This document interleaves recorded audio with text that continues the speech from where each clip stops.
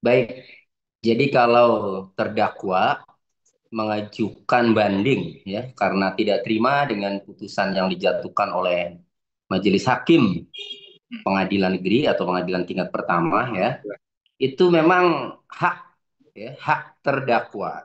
Dalam hal ini kita tidak terima dengan putusan Pengadilan Negeri Jakarta Selatan yang memvonisnya dugaan perkara pemerasan ya dengan hukuman 4 tahun ini kita tidak terima kemudian mengajukan banding yaitu hak terdakwa hak Nikita Mirzani. Nah, sebaliknya dalam perkara Nikita ini ada pasal yang tidak terbukti yang didakwakan oleh penuntut umum, oleh jaksa penuntut umum, yaitu pasal 3 Undang-Undang Tindak Pidana Pemberantasan Tindak Pidana Pencucian Uang. Nah, pasal tersebut tidak terbukti diputus oleh majelis hakim. Artinya Nikita tidak dapat dihukum dengan Undang-Undang TPPU. Atas putusan tersebut, penuntut umum juga itu mengajukan banding, tidak terima karena dakwaannya ya, tidak terbukti terhadap Nikita Mirzani. Jadi sama-sama mengajukan banding ini kalau saya lihat ya dari siang saya amati di Pengadilan Negeri Jakarta Selatan melalui informasi sistem informasi itu sama-sama mengajukan banding. Jadi ini kita mengajukan banding karena dihukum 4 tahun penjara meskipun TPPU-nya tidak terbukti. Jaksa penuntut umum pun mengajukan banding ya, karena TPPU-nya tidak terbukti. Lalu bagaimana gambarannya ini? Ya, sama-sama mengajukan banding. Pertama dari Nikita dulu. Nikita ini kan diponis bersalah karena pemerasannya.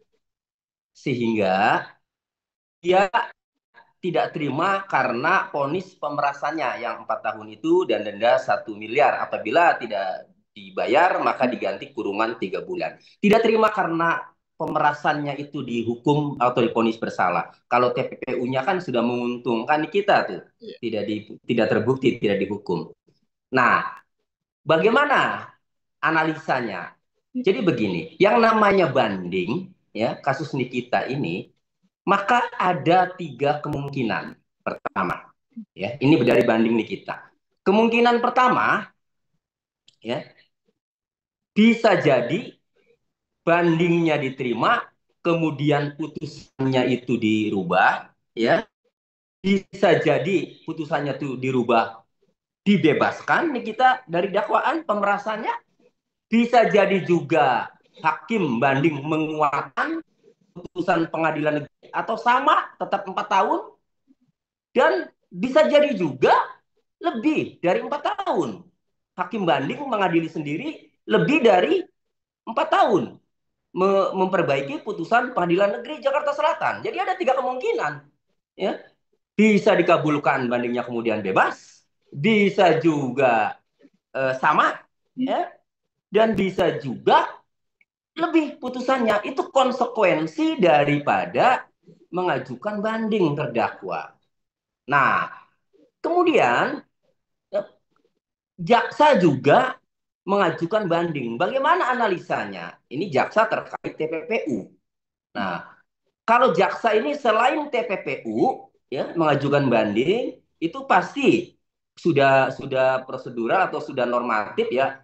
Pasti putusan pemerasannya juga dia ikut mengajukan banding atau masuk dalam memori bandingnya jaksa ya, sehingga yang akan dianalisa atau akan diadili oleh hakim pengadilan tinggi ya, DKI Jakarta pasti pertama akan mengevaluasi lagi atau akan melihat lagi apakah putusan pengadilan negeri Jakarta Selatan terkait TPPU ini yang diputus oleh majelis hakim pengadilan negeri Jakarta Selatan bahwa kita tidak terbukti, ini hakim banding akan melihat lagi ya, apakah berpendapat sama dengan hakim pengadilan negeri Jakarta Selatan atau malah memutus jadi terbukti TPPU-nya. Seandainya berpendapat sama, maka TPPU tetap tidak terbukti karena sama pendapatnya dengan Hakim Pengadilan Negeri Jakarta Selatan. Tetapi sebaliknya, jika hakim banding berpendapat lain dan mengadili sendiri, ternyata misalnya terbukti TPPU-nya, maka hukuman kita bisa naik. Dari 4 tahun pasti bisa naik karena ancaman TPPU itu pasal 3 itu maksimalnya 20 tahun. Dan kemudian yang kedua, dari banding jaksa itu ya ada pasal pemerasan. Nah, pasal pemerasan ini dikaji lagi nih oleh Hakim Pengadilan Tinggi. Kalau Hakim Pengadilan Tinggi DKI Jakarta berpendapat sama, maka pasti pemerasan itu tetap 4 tahun. Tetapi jika ya, hakim dapat lagi ya, pemerasan ya, bisa ditambahkan karena ancaman pemerasan ini paling tinggi ini 6 tahun ya, pemerasan secara elektronik ya, pasal 45 ayat 10 junto pasal 27B ayat 2 Undang-Undang ITE ini ancaman hukumannya paling lama 6 tahun.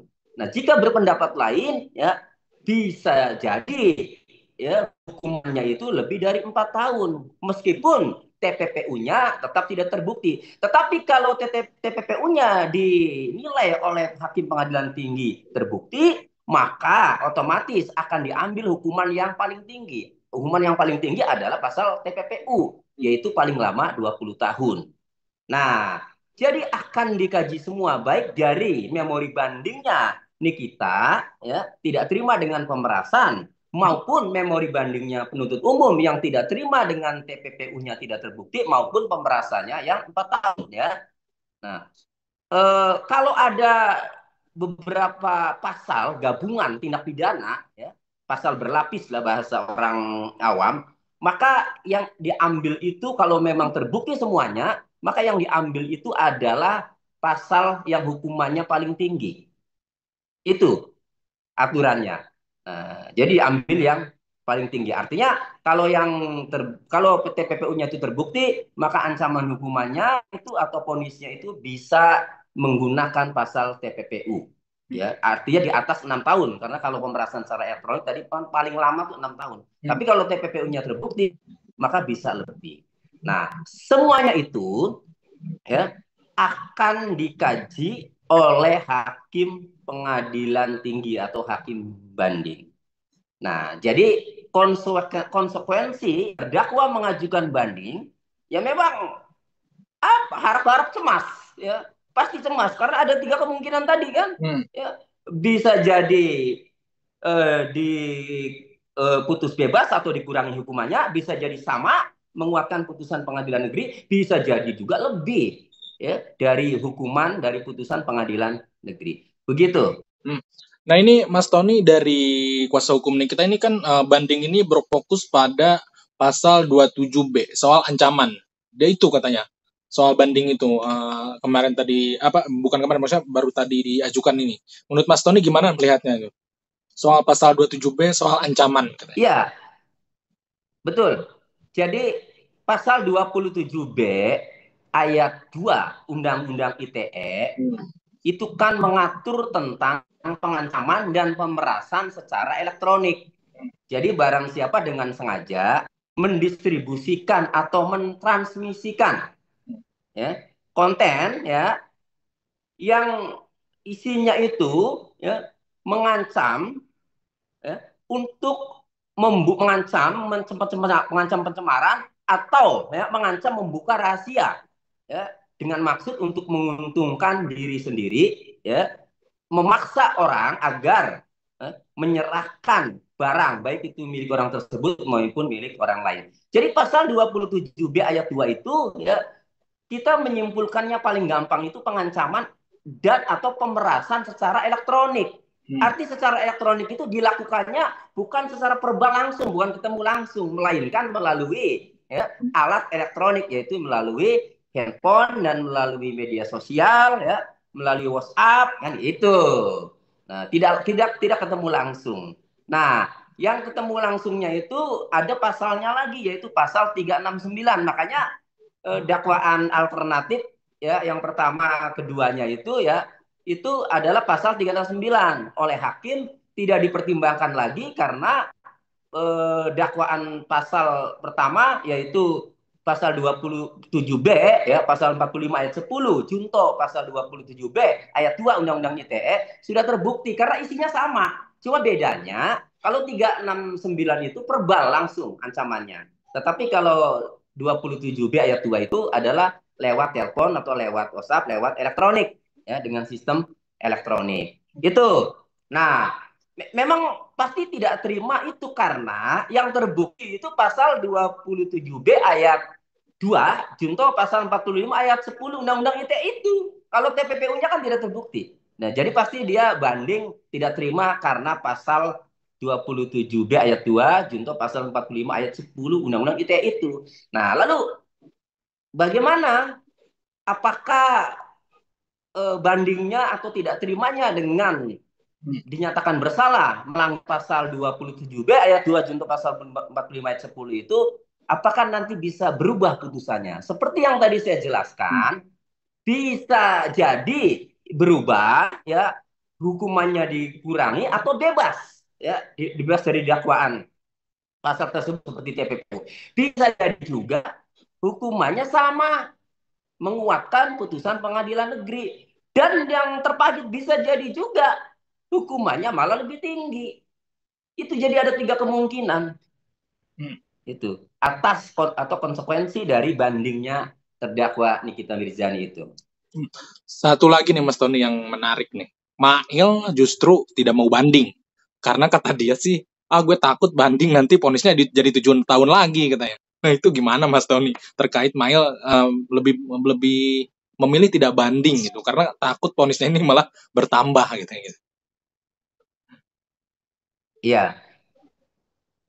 Saya rasa Mail mengambil keputusan bagus.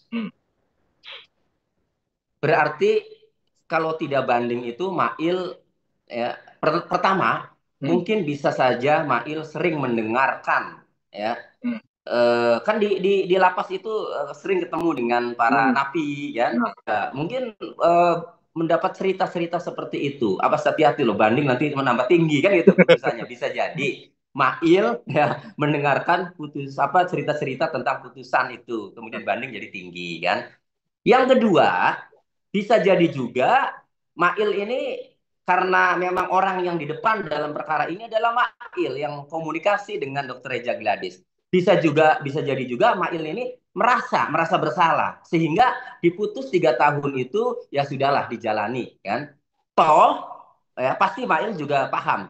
Toh ada upaya atau hak bebas bersyarat nanti. Jadi bebas bersyarat itu ya setelah menjalani 2/3 dari hukuman. Jadi kalau 3 tahun, 2/3-nya adalah 2 tahun. Nah, 2 tahun dipotong remisi, dipotong hari besar, ya, hari 17 dan seterusnya, ya itu paling menjalani nggak sampai 2 tahun, paling menjalani 1,5 tahun. Itu. Nah, sementara sekarang sudah berjalan berapa bulan kan? 8 bulan katanya ya. Kalau 1,5 tahun kan berarti 8 bulan lagi kan? Kalau 3 tahun ya, karena menjalani 2/3 bebas bersyarat ya, kemudian dipotong remisi dan seterusnya ya, pengurangan masa hukuman. Itu mungkin Mail seperti itu dia berpikirnya hitung-hitungannya.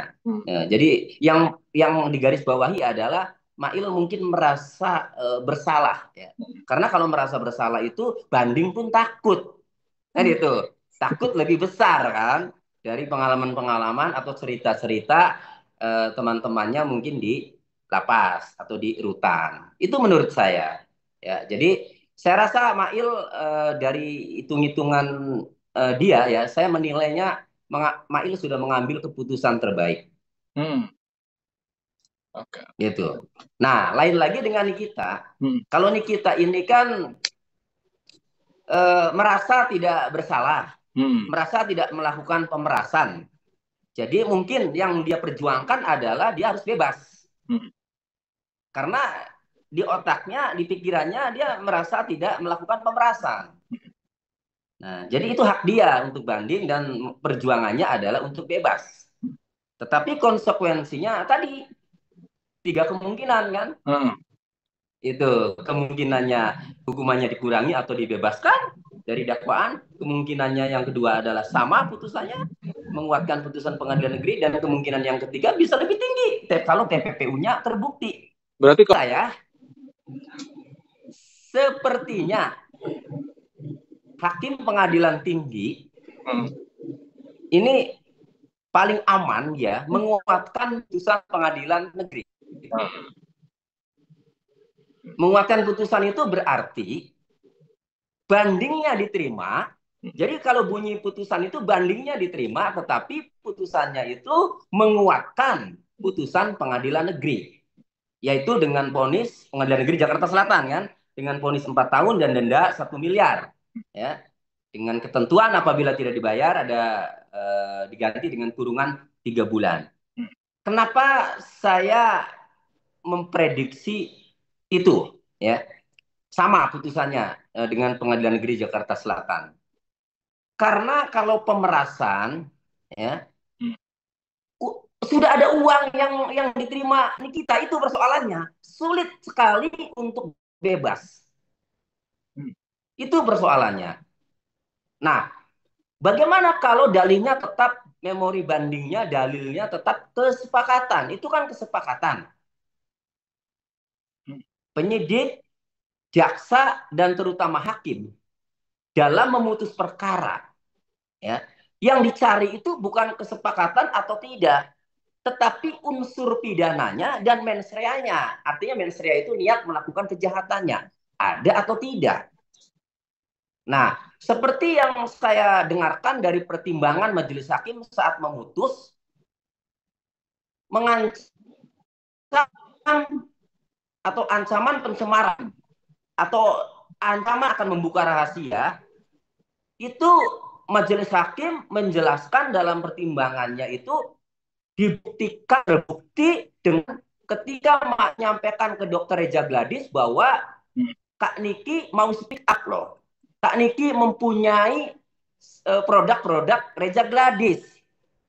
Artinya buruan mau speak up kan gitu. Nah, artinya kalau saja Reza Gladys tidak mengikuti keinginannya Mail, kan yang menyampaikan kan Mail, maka ancamannya kan itu akan speak up, akan membongkar rahasia dari produknya Reza Gladys itu. Nah, itu yang dibacakan oleh majelis hakim pada pembacaan tuntutan. Saya menilainya ini yang berat buat Nikita untuk bisa bebas, ini berat. Gitu. Ada unsur pidana yang menurut saya ini, ya, dari pasal 45 ayat 10 junto pasal 27 ayat 2 itu terpenuhi, ya, dengan ancaman dari Mail itu. Lalu bagaimana dengan kita? Itu kan yang menyampaikan Mail. Nah, bagaimana dengan Nikita? Nah, dari Nikitanya lah yang komunikasi dengan Mail, sehingga Mailnya kemudian menindaklanjuti komunikasi dengan Reza Gladys. Nah, itu terungkap pada saat pembacaan putusan, ya, oleh majelis hakim tadi. Maka saya menilainya, saya berpendapat sangat berat sekali, ya, untuk bisa bebas dari dakwaan pengancaman dan atau pemerasan secara elektronik sebagaimana dimaksud atau didakwakan oleh penuntut umum dengan pasal 45 ayat 10 junto pasal 27B ayat 2 Undang-Undang ITE. Itu. Nah, untuk TPPU-nya, saya pernah berpendapat, ya, waktu itu, ya, ini memang masih agak ragu, ya, hakim memutus TPPU, dan benar saja kan, artinya hakim memutus bersalah, ya, terbukti TPPU-nya ini masih agak ragu, dan benar saja prediksi saya seperti itu. Tetapi untuk di pengadilan tinggi kan kita tidak tahu bagaimana nanti, ya, hakim pengadilan tinggi mempertimbangkan dari bukti-bukti itu, fakta-fakta itu bagaimana kan kita tidak tahu. Oleh karenanya untuk TPPU-nya ya kita tunggu saja. Jadi prediksi saya, kesimpulannya, kalau pemerasannya menurut saya, ya, akan menguatkan putusan pengadilan Jakarta Selatan tetap 4 tahun. Nah, untuk TPU-nya ya kita tunggu saja. Oh, putusan Pengadilan Tinggi DKI Jakarta.